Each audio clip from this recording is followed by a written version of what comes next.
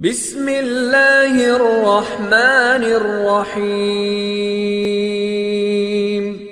إذا تتلى عليه آياتنا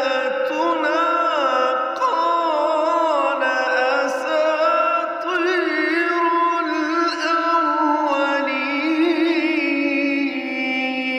الأولين سنسمه على الخرطوم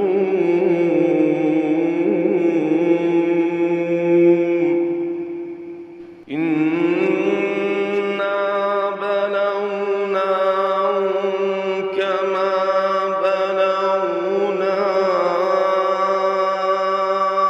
أصحاب الجنة